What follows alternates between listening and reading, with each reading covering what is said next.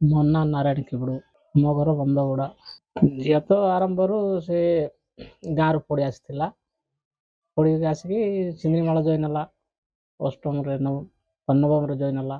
ନବମରେ join ହେଇକିରି ଦଶମକୁ ଏବେ ସତୀଗୁଡ଼ା ହାଇସ୍କୁଲକୁ ତାର ହାତରେ ଖାଇବ ନାହିଁ କି ପାଦରେ ଚାଳିବ ନାହିଁ ସେ ଅବସ୍ଥାରେ ଅଛି ମଧ୍ୟ ସେ ହାତକୁ ନ ଭାବି ସେ ପାଦରେ ଲେଖୁଛି, ଆହୁରି ପାଦରେ କାଢୁଛି, ପାଦରେ ବେଟୁଛି, ପାଦରେ ଖାତା ବି ଉଲ୍ଟାଉଛି, ବହି ବି ଉଲ୍ଟାଉଛି।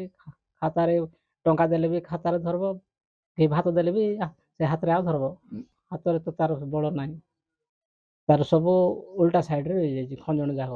ସେ ତ ଆମେ ତାର ମାର 7 ମାସରେ କମ୍ପ୍ୟୁଟର ଚେକ୍ କଲୁ, ସେତେବେଳେ ତାର ଭିତରରୁ ଆକା ସେମିତି ଥିଲା ଗର୍ଭରୁ। ନାଇଁ ମୁଇଁ ତ ବେଶୀ ସମ୍ମୁଖୀନ ସେଇଟା କହିଲେ ମତେ ଟିକେ ବେଶୀ କଷ୍ଟ ଲାଗିବ, କାହିଁକି ବୋଲେ ମତେ କେତେ ଲୋକ କହିଲେ ଇଣ୍ଡିକାଟର ରଖବାଟା ଭଲ ନଥିବ ବୋଲିକିରି। ତାକୁ ତାର ମା କହିଲେ ଆକୁ କ୍ଷୀର ବି ଦିଅ ନାହିଁ ବୋଲି କହିଲେ। ସେଥିପାଇଁ ମଣିଷ ଗୋଟେ ଆସିଛି ତାକୁ କାହିଁକି ମାରିଦେବା। ମୁଁ ବି ଜଣେ, ମୋର ଆଗରେ ନାହିଁ କି ପଛରେ ନାହିଁ, ମୋ ଭାଇ ନାହିଁ, ଭଉଣୀ ଯାକ ଅଛନ୍ତି ଯେ ମୋର ଭାଇ ନାହିଁ। ମୁଁ ଜଣେ ଅଛି, ଜଣଙ୍କ ଗର୍ଭରୁ ସେ ଜନ୍ମ ହେଲା ବୋଲେ ସେ ତ ଗୋଟେ ନର ନା।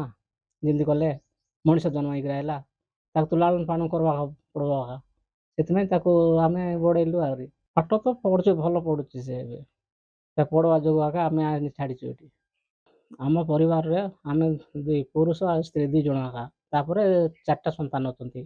ବଡ଼ ସନ୍ତାନ ହେଲାଣି ଲକ୍ଷ୍ମୀ ଖେମୁଡ଼ୁ, ଆଉ ସାନଟା ଇନକ, ଆଉ ଗୋଟେ ଅନିଲ, ତାପରେ ରେବିକା। ପାଠ ପଢ଼ୁଛନ୍ତି, ଗୋଟେ 7ମ, ଆଉ ଗୋଟେ 5ମ, ଆଉ ଗୋଟେ 2ୟ। ସାହାଯ୍ୟ ସହଯୋଗ ସ୍କୁଲରେ ସେ ନେବା ଆଣିବା ପାଇଁ ବାଣିଶ୍ରୀ ନା କଣଟା ଗୋଟେ ଦେଉଥିଲେ ସେତିକି। ତାପରେ ଏବେ ତ ଭତ୍ତା ଏବେ ଲାଗୁ ହେଇଛି। ଭତ୍ତା ସେତିକିବେଳେ ଦେଉନଥିଲେ, ଏବେ ବର୍ଷେ ପାଖାପାଖି ହେବାକୁ ଯାଉଛି ଦେଇକି ସେଇଟା। ଏକ୍ଜାମ ଦେବା ପାଇଁ ଜଣଙ୍କର ବାଇକ୍ ମାଗିଲେ, ମୋର ତ ଗାଡ଼ି ନାହିଁ, ଘୋଡ଼ା ନାହିଁ, କାହିଁରେ ଯିବା।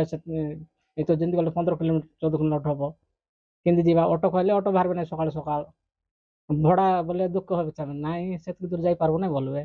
ଏବେ ଜଣକରଟା ବାଇକ୍ ଏବେ 11ଟା ବେଳେ ଆଣିଦେବି ବୋଲି ମାଗି ଆଣିଛି। ଆଜି ଗୋଟେ ଦିନ ପାଇଁ ମାଗି ଆଣିଛି, କାଲି କ'ଣ ହବ ପରଦିନକୁ। ମୁଁ ପାଠ ପଢ଼ୁଛି, 5ମ ଯାଏ ପଢ଼ୁଛି, ମୋ ସ୍ଥିତି ତ କିଛି ନାହିଁ। ମୁଁ 5ମ ପଢ଼ି ଛାଡ଼ିଦେଲି। ମୋର କଷ୍ଟ ତ ବେଶୀ, ଆଉ ନିଜେ ନ କମାଇଲେ ଖାଇ ହବ ନାହିଁ। ମୋର ଛୋଟବେଳରୁ ତ ବାପା ମା ଚାଲିଗଲେ, ମୁଁ ନିଜେ ରୋଜଗାର କରବାଟା ନିଜେ ଖାଇବାଟା। କଷ୍ଟରେ ବୋଲେ ଆଜ୍ଞା ଦେଖ, ଆମେ ମୋ ଥିଲେ ସ୍ତ୍ରୀ ଯିବାର ଅଛି କୁଆଡ଼େ, ଆହୁରି ସ୍ତ୍ରୀ ଥିଲେ ମୁଁ ଯିବାର ଅଛି କୁଆଡ଼େ। ନ ଗଲେ ତ ହବ ନାହିଁ, ନହେଲେ ତ ଖାଇବାକୁ ମଧ୍ୟ ମିଳିବ ନାହିଁ ଆମକୁ।